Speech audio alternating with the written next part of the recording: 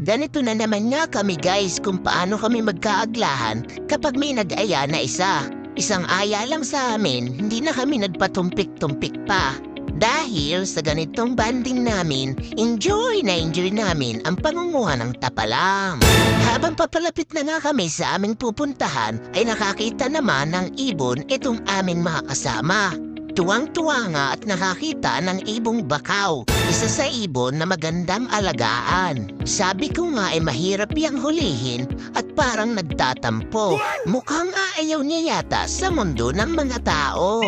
Ikaw ba naman ang nasa tuktok ng daigdig eh? Heto na nga at malapit na nga kami sa aming papamuhaan. Sabi naman na kasama ko, mukha raw kaming maraming mahuhuling tapalang.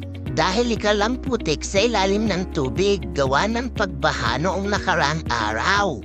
Excited nga itong kapatid ko. Ang sabi niya, siya raw dapat ang unang tatalon. May pagdedebate pa nga kung saan daw kami mag-uumpisa. Kung sa papaloob na raw o sa papalabas. Saan ba kami pumundo? Diba nandito kami sa labas? Dito lang naman kasi kami mangunguha sa sapa. Para hindi masyadong malalim ang tubig. At kanya-kanya na nga silang gayak. Ano kaya? Mayroon kaya silang mahuli? Nauna na nga tumalon yung kapatid ko.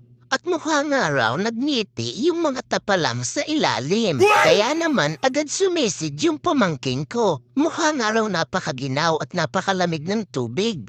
Ang galing nga nilang mag-aninaw at napakalupit nilang sumisid.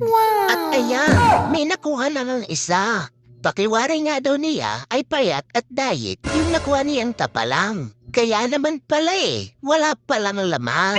Binalikan niya para hanapin kung nasasaan yung may-ari ng shell. At itatanong nga daw niya kung bakit putik yung nakatira sa loob. Hindi na nga ako nakijoin sa kanila. At napakalamig ng tubig. Ikaw ba naman ang isang linggong hindi naliligo Nasa kalagitnaan pa nga lang kami ng mahabang sapa ay nagaya na silang bumalik. Ipat daw kami ng place. Wala daw kasi silang mahuli. Hinayaan ko na nga lang silang magpalamoy-lamoy at manisid. Ako naman, tamang gulis, tamang dampot, kahit gagasamgol na tapalang. Habang busy nga ako dito sa aking mundo, ay biglang may lumagabog. Nakagalitan niya ako ng kapatid kong bunso. Nauntog na pala dito sa sinasakyan kong flatboat. Ang sabi ko naman ay manisid, wag mag-floating. Lumayo na nga ako ng konti at mukhang naunahan ko na sila sa mga tapalam. Sa paglipat naman namin ng place, ay sa ahon naman kami nagsipamuha at ganito mo sila makikita na halos naka-half body lang.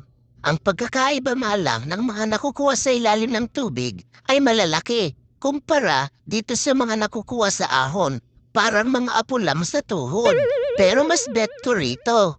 Dampot ka lang ng dampot at lagay sa bayainan mo. Pero kailangan naka-zoom in yung mata mo para naman marami kang mahuli. Halos nga ay mapuno na yung aming mga bayainan. Kaya naman nagsipag-aya na rin sila magsi-uwi. Kanya-kanya na pala kaming lagayan. At paligsahan na rin kami sa paramihan ng huli. At habang papauwi na nga kami, ay binibilang-bilang nga ng kapatid kong bunso yung huli niya na 15 peraso. Ulit-ulit nga niya at baka nagkakamali lang daw siya at mukhang tama naman. Kaya kailangan naming mag-share ng tagi-ilang peraso.